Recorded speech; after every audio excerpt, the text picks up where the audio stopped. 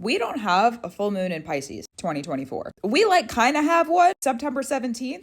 And then immediately we go into the eclipse in Aries full moon. So let's talk about Neptune, because Neptune right now, very serious placement and degree. It's at the most mature degree that you can be in. It's retrograde and it's in Pisces, which is the end of our zodiac wheel. So there's some really, really big, serious spiritual things that are happening in the world and also in our personal practices. Saturn, also in Pisces, also retrograde. Not as mature of a placement in this current moment, but I've been asking myself a lot recently, who orchestrated this? Who? Like an owl, who was it? Because there's some of the stuff with our astrological transits that are lining up, and it's like, there's no way any human mind, our little tiny human brains, nobody could have thought of that. Anyways, we don't have just one full moon solely dedicated this year to Pisces. And because of Saturn being in Pisces right now, with Neptune, which is the ruler of Pisces, what I feel like is happening is that there's been a lot of non-structure, non-order,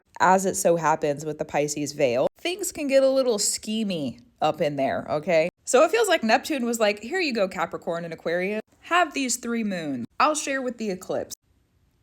We had our previous full moon in Capricorn. We have this full moon in Capricorn and Aquarius, July 21st. And then we have our next full moon in Aquarius, August 19th. And we really are in a preparation phase. Neptune let Saturn really take over to help us bring structure and order back into our practices and our ancestral practices. Okay, retrogrades have to do with the ancestors. That's just the structure. That's what it is. They have to do with a lot of other things, but they also are included in that. So the fact that we have Saturn and Neptune retrograde in Pisces, ancestral spiritual structure and order coming through to be corrected and reordered and restructured, blimey, Harry. We also have to remember, with Neptune being the hierarchy ruler of Saturn and Capricorn and Aquarius, and therefore also Pluto and these full moons from these 3 months, part of the structure and the order that we're being asked to bring right now is to look at how our practice symbolically is a system within our lives. Literally everything we do is magic. Everything that we practice is a part of our spiritual practice. So how is that structure and order for you looking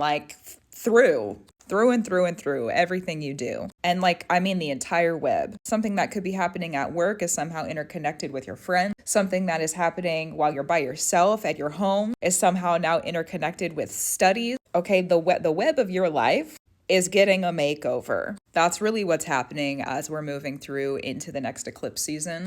And the thing about Pisces and Neptune is that it's not always so clear. So make sure that you're taking the time to really look at how things are aligning and what is being patterned between different areas and structures and hierarchies in your life and in your systems, so that you can get out what you need to get out and you can see the power of what's really working for you. Because Pluto being in Aquarius and being included with these full moons has to do with our power. What's actually really working for us, and how are we allowing ourselves to stand in that power, continue to grow, continue to go? Because, the positive and the negative, we got to balance it. So stand in that power. Don't cower, flower. It is. Do what you need to do, go brew. Keep on a brew. That's true. Kind of what we're being asked to do for the rest of the year. I love you, and I'll talk to you soon.